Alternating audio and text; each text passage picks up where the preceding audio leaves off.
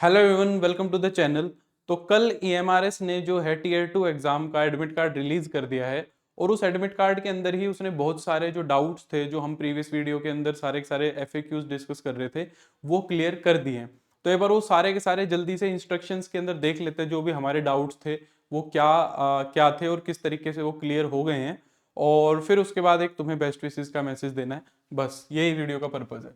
तो सबसे पहले जो है, कह रहा है कि 120 मिनट पहले एग्जाम में आ जाना है, एग्जाम के सेंटर पे। तुम्हें जो है अपना ब्लू और ब्लैक बॉल पॉइंट पेन लेके जाना है पर्टिकुलर्स को फिल करने के लिए, उसके अलावा कुछ नहीं लेके जाना है। Without a valid admit card, मतलब वैलिड एडमिट कार्ड और आईडी लेके जानी है, इनमें कोई खास बात नहीं है। ठीक है, कोई भी बंदा कंक्लूजन पेपर के कंक्लूजन होने से पहले और अटेंडेंस शीट पे साइन करने से पहले सेंटर को लीव नहीं करेगा। ठीक है, चलो। हाँ, follow the instruction mention in the notification strictly, जो नोटिफिकेशन में इंस्ट्रक्शन लिखे थे उसको भी फॉलो करना है। अब देखो, इसके बाद से जो अपना है इंपॉर्टेंट इंस्ट्रक्शन शुरू होता है। You will be given an MCQ test booklet with OMR sheet. हमें एक तो क्या मिलेगा, एक क्वेश्चन पेपर मिलेगा जिसके अंदर सारे के सारे ऑब्जेक्टिव क्वेश्चंस होंगे, और एक उसके साथ ओएमआर शीट मिलेगी। ठीक है, जैसा हमारे ऑब्जेक्टिव पेपर के अंदर होता है, एक पेपर होता है उसके साथ ओएमआर होती है भरने के लिए, ये हो गया उसके लिए। फिर एक अलग से हमें क्या मिलेगी, एक one descriptive type question cum answer booklet. हमें एक बुकलेट मिलेगी जो डिस्क्रिप्टिव में क्वेश्चन कम आंसर होगी, यानी कि उसी के अंदर क्वेश्चंस होंगे और उसी के अंदर आंसर्स होंगे। जो हमें डाउट था कि भाई क्वेश्चन पेपर अलग आएगा, आंसर शीट आएगी या क्या होगा, वही एक बुकलेट है जिसके अंदर क्वेश्चन भी होंगे और आंसर भी होंगे। उसके बारे में उसने आगे और भी बताया है। ठीक है, विद डिटैचेबल क्वेश्चन पेपर, उसके अंदर क्वेश्चन पेपर जो होगा वो डिटैचेबल होगा। The combined duration to answer MCQ and descriptive type questions is 3 hours. दोनों को इकट्ठा करने के लिए 3 घंटे उसने दिए, वो तुम्हें सौंप देंगे।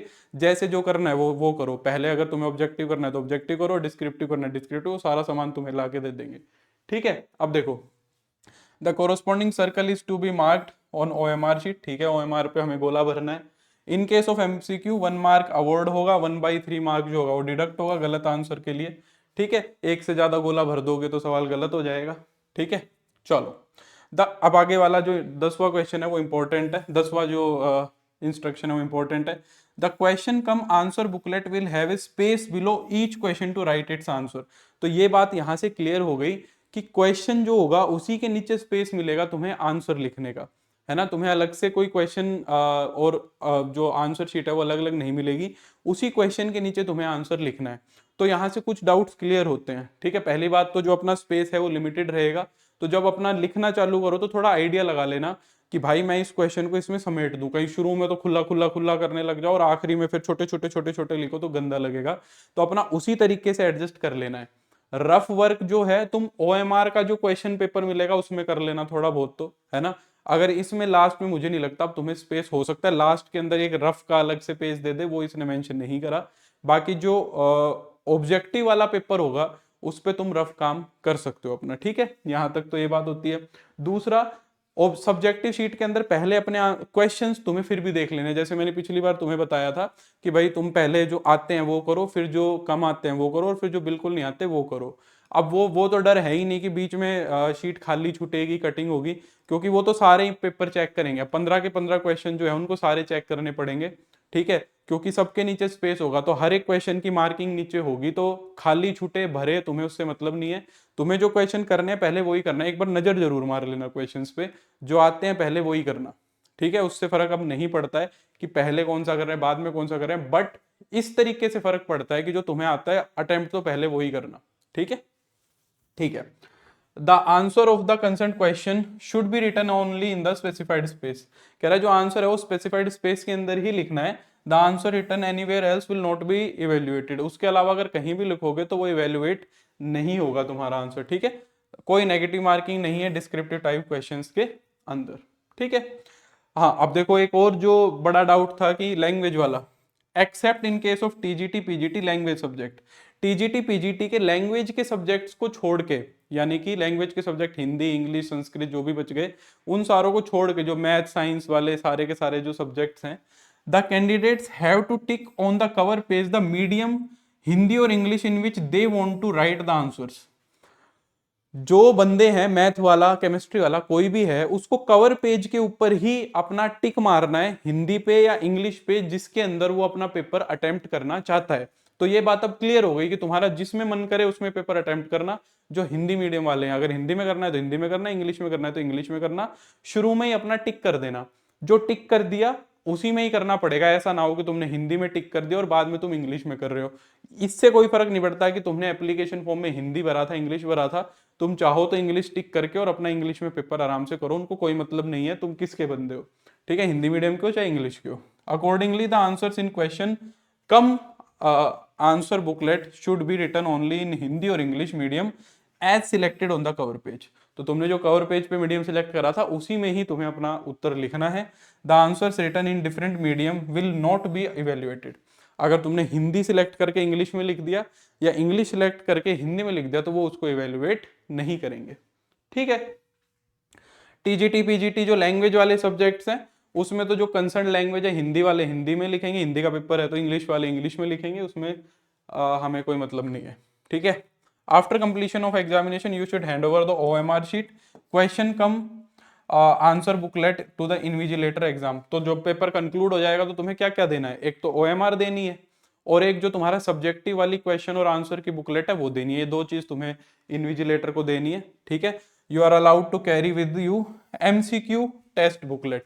तो तुम्हारे पास घर लाने के लिए सिर्फ तुम्हारे पास क्या बचेगी, जो तुम्हारे 40 एमसीक्यू की बुकलेट होगी, बस वो तुम्हें मिलेगी।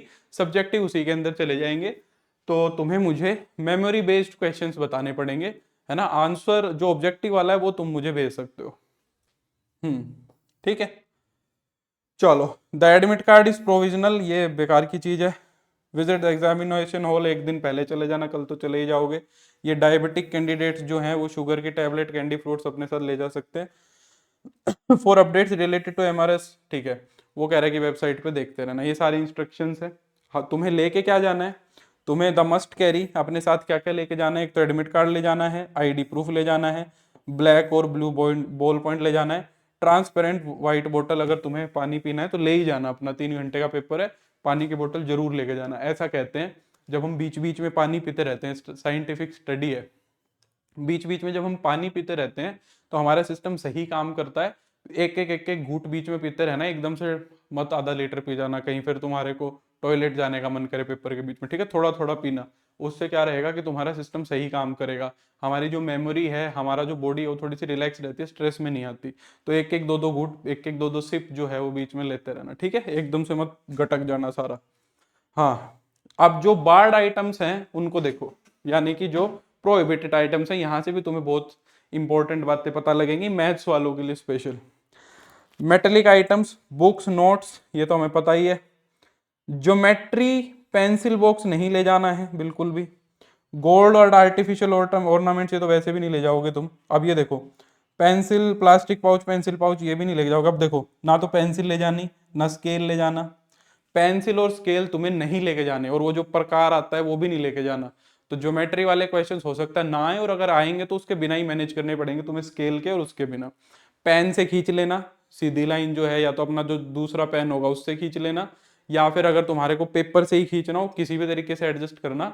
बट तुम स्केल और पेंसिल नहीं ले जा सकते। ठीक है, ना ही तुम इरेजर ले जा सकते हो। जब पेंसिल ही नहीं लेके जाओगे तो इरेजर का क्या सिर में मारोगे, है ना। व्हाइटनर भी नहीं ले जाना है, कार्डबोर्ड भी नहीं ले जाना, और बाकी जो सब पेपर में जो होता है तुम्हारा इलेक्ट्रॉनिक डिवाइस और वो सारा का सारा तुम्हें नहीं ले जाना है। बाकी हमारी ये क्लियर है, पेंसिल, रबड़, शॉर्पनर, वो जो प्रकार होता है वो, ये सब तुम्हें नहीं लेके जाना। तो ये कुछ भी मत लेके जाना, बस अपने साथ पेन लेके जाना 2। ठीक है, बढ़िया बढ़िया। तो यही सारे के सारे इंस्ट्रक्शंस थे। मेरे को उम्मीद है ये सारे डाउट सब क्लियर हो गए होंगे अच्छे से।